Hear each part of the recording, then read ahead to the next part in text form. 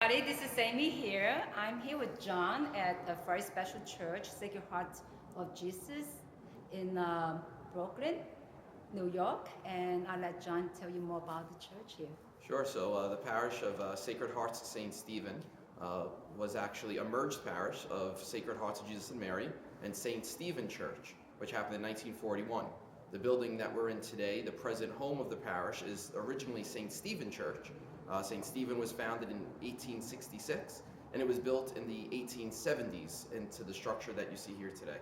So we'll give you a little tour and show you what's around.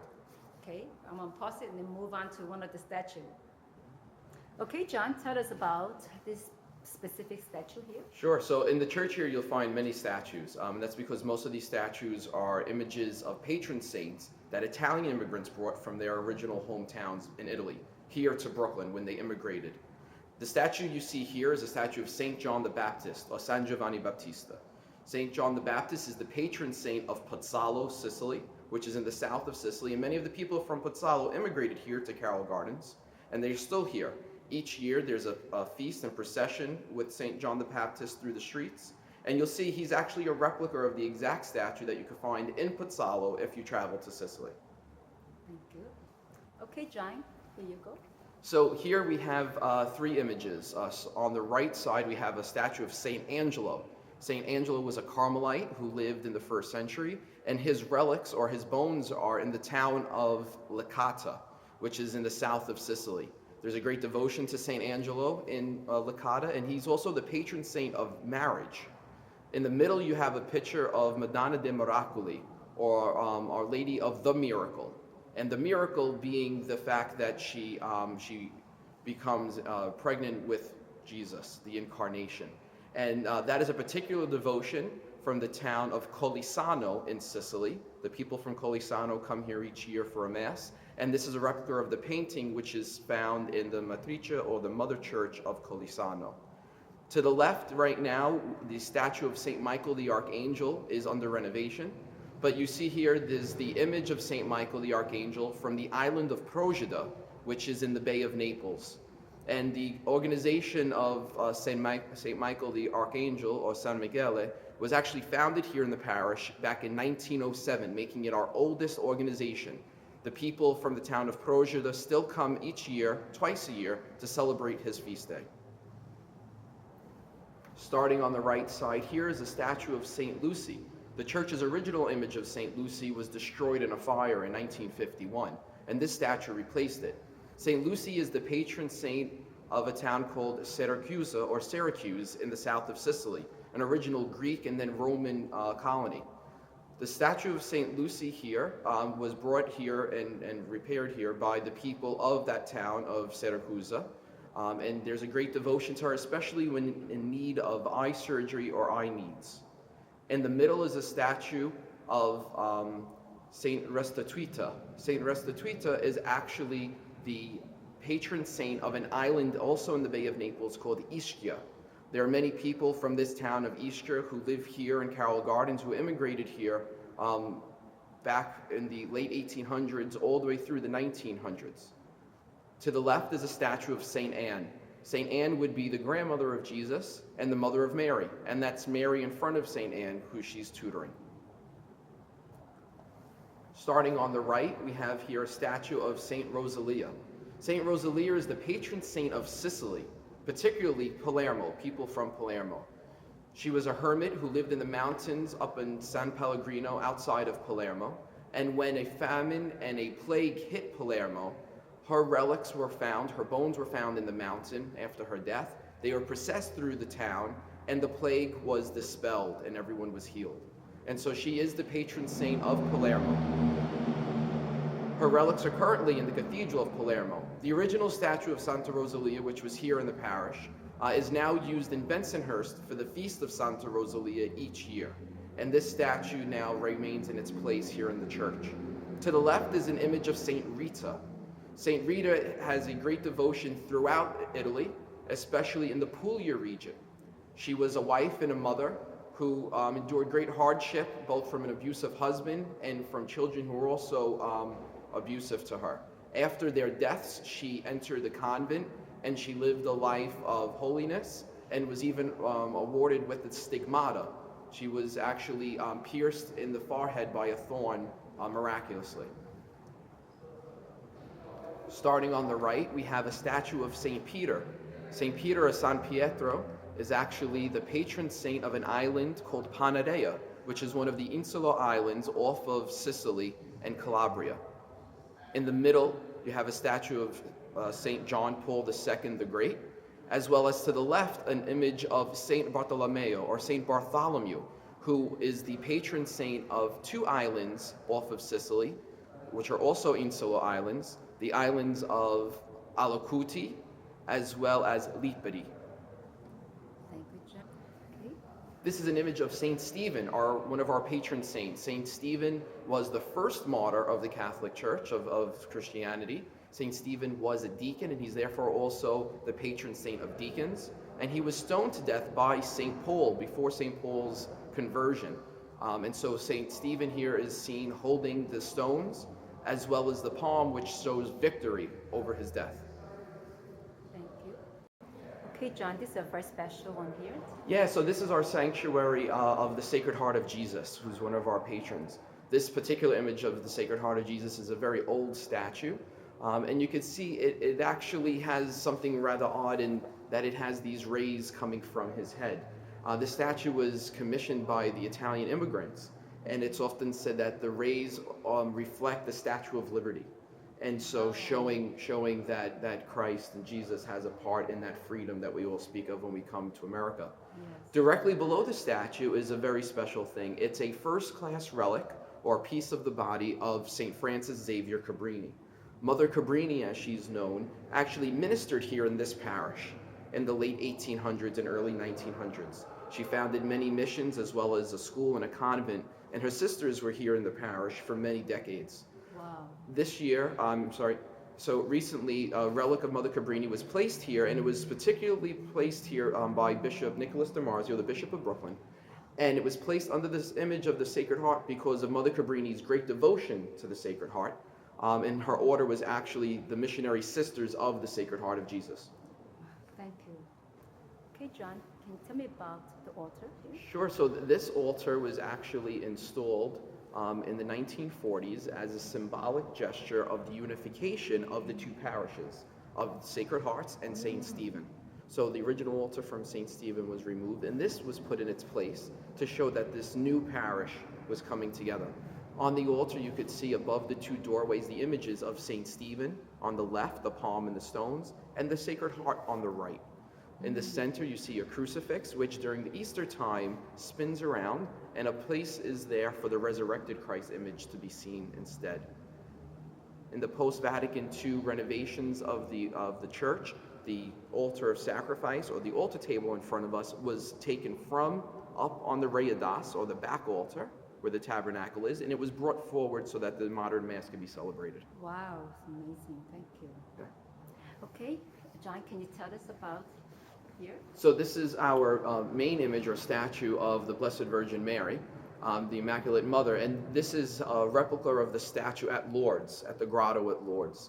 And this statue originated at the Church of Sacred Hearts of Jesus and Mary and was brought here during the merger. And originally was housed in a grotto that was in that church on the left side. Wow, it's beautiful. Okay, John. So here, starting from the right side, you see an image of the Infant of Prague. Next to that is a statue of St. Joseph, which in many households represents the father of the house. St. Joseph's also the patron saint of a good death, someone who's suffering and you pray for a good death for them. Here in the parish, we have a great feast of San Giuseppe, or St. Joseph, where we have the tavolata, or the table in Italian, where people bring kind of like a potluck, all of their different meals, all the different dishes that they make, and we share all together each year for the Feast of St. Joseph. Wow. Next to him is a statue of St. Jude, followed by our statue of Mother Cabrini, St. Francis Xavier Cabrini, who lived here in the parish over 100 years ago. Wow. All right. Here we have three images. Starting from the right is St. Theresa the Little Flower. In the middle, we have a statue of St. Giorgio, or St. George, who in recent years has gained great acclaim because our pontiff, our pope, his first name is George. And so that day is celebrated with great fanfare as his name day now in the Vatican. But St. George is also the patron saint of many towns in Calabria. And the people from Calabria brought the statue here to Sacred Heart St. Stephen's Church. To the left is the image of Our Lady of Mount Carmel. And Our Lady of Mount Carmel, again, has a great devotion, not only in the Italian community, but in the Haitian community and throughout the Catholic Church, as someone to whom we pray in times of need. Thank you. Okay, John, can you tell me about this special statue? Sure. So this is a statue on your right of Our Lady of Sorrows, or the Madonna Addolorata. Addolorata is a word in Italian which means sorrows. And if we take a look at the image here, you see that Mary has the great look of sadness on her face. And that sadness is caused by the death of her son Jesus on the cross.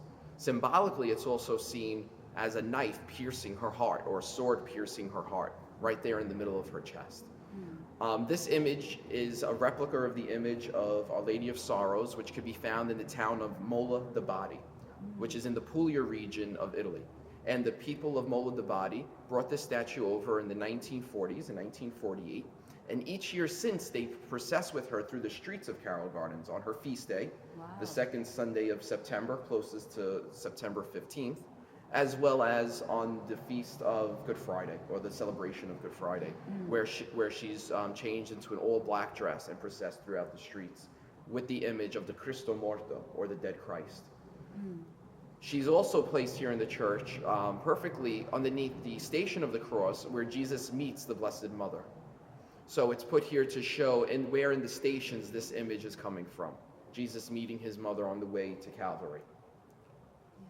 To her left are the images of St. Cosmos and Damian. Many people hear their names when mentioned during the Eucharistic prayer. Cosmos and Damian are early church martyrs who were Romans, and they were doctors and physicians, and they died for their belief in Christ. Thank you. Okay, John, tell me about this. So here we have three images. On the right side is St. Candida. St. Candida is the patron saint of an island in Italy called Vento Terni. Vento Terni is a small island, and when the island was again encountering a plague, the bones of this martyr, St. Candida, washed up on shore. They believe they came from North Africa, that she was a North African martyr, and they washed up on shore, and the people of the town prayed to her, and they were all cured. And so each year, the people from this town of Vento Terni come back to Sacred Heart St. Stephen's for an annual mass and celebration, honoring St. Candida. In the middle here is a picture of the Madonna dell'Arco. And the Madonna dell'Arco is one of the protectors of Naples and patron saints of the entire Naples or Neapolitan region. Wow. To the left is Our Lady of Porto Salvo. Our Lady of Porto Salvo. And it's again a depiction of Mary with the infant Jesus, protector of the port, or where the ships would come in, and she's a patron saint of Calabria. Thank you. Okay, John, can you tell us about this? Sure. So here, starting on the right, is a statue of Mary called the Madonna de Lettre, or Our Lady of the Letter. And the letter, by story, is supposedly a letter which Mary had sent. She asked someone to write the letter and send it to the town of Messina in Sicily. Again, an ancient town which would have existed during the 1st century. And it was a letter about her son, Jesus. And so this here is their patron saint of the town of Messina. The people from Messina brought this image here to Sacred Heart St. Stephen's many decades ago, Our Lady of the Letter. In the middle is a special statue of Our Lady of the Assumption, or the Madonna de Assunta. And Our Lady of the Assumption, which is celebrated on the 15th of August each year, tells the story of Mary not dying, but falling asleep at the end of her life and being assumed into heaven, both by body and soul. And the reason for that would have been the fact that she was without sin. And so if we understand death to be a result of sin, Mary not having any sin herself, she would not have died. And so she was assumed into heaven. And so this is a replica of the statue, which can be found in the town of Monte de Procida, which is outside of Naples, and is in the church there in the main town, and the patron saint of the people of Monte de Procida. And they come each year on the Feast of Our Lady of the Assumption to celebrate Mass here from all throughout the tri-state area. Wow. On the left is actually our oldest statue in the church. This statue goes back to the 1880s, and it's a depiction of Madonna de Lauda, or a Lady of Praise. And Madonna de Lauda is the patron saint of a town in Salerno called Meta. And the image was actually saved during a period of time when statues were being destroyed throughout Italy because they were seen to be iconic in a negative way. And this statue was buried in the forest and then brought back out after the iconoclast era was over, and it was safe to have this statue. And she is the patron saint of that town of Meta. And at the base, it depicts that story of her being found in the woods after that period of time. Wow, thank you.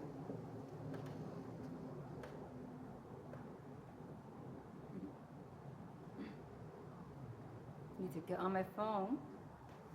This is a statue of St. Rocco. St. Rocco, or St Roch, was actually a Frenchman who his devotion was spread to Italy as St. Rocco.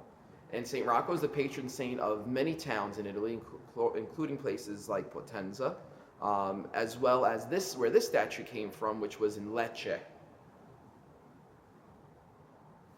And the little... And yeah, and he has his companion with him, his dog, and he's showing his wound. There's a great feast of St. Rocco still celebrated each year in Little Italy in Manhattan, where they process a statue of St. Rocco around. St. Rocco is also featured in the Godfather movies. There's a feast and a procession going on, and it's actually the celebration of St. Rocco. Wow, thank you. Yes, John, can you tell me about? And so here we have our three Franciscans, or our Franciscan shrine. To the right is the founder of the Franciscan order, St. Francis of Assisi, who's also the co-patron of Italy, of all Italians. To the left is a statue of St. Anthony, who, although he was actually born in Portugal, was ministered in the town of Padua, and he was a great preacher, and his devotion grew tremendously in the 1900s, St. Anthony. And in the middle, we have an image of Padre Pio, or St. Pio, who, again, is a contemporary saint, someone who lived in the last century, and who has a great devotion from many people. Many people have a great devotion to him. And one of his particular things that he preached about often was confession, and the importance of confession. And so he's here in what used to be a former confessional, kind of signifying that great connection between Padre Pio and confession. Wow, beautiful, thank you. Okay, John, we're back to the middle of the church. You wanted to say something? I was just going to say that I hope that they enjoyed this little tour, and I invite them to come and see it for themselves if they're able to. Our doors are always open to all peoples from everywhere, and we hope that they could come and join us one day and visit. Absolutely. Thank you so much, and nice seeing you. Thank you. Actually, you're behind this, but those of you who are watching this video, just simply turn the video around. You can see everything. We are behind it. Okay, this is one more shot. We got 1 more minute into this video, and anything you want to tell us about the neighborhood, the church, before we say a final goodbye to the video here? No, just I hope that anyone who's interested comes through our doors. Our doors are open for everyone here in the neighborhood of Carroll Gardens in downtown Brooklyn. Can you give the address? Sure. So the church is here at 125 Summit Street, which is between Hicks and Henry Streets. Okay. Our rectory is at 108 Carroll Street. We're right here up against the BQE. We're the tall tower that many people see from the highway quite often.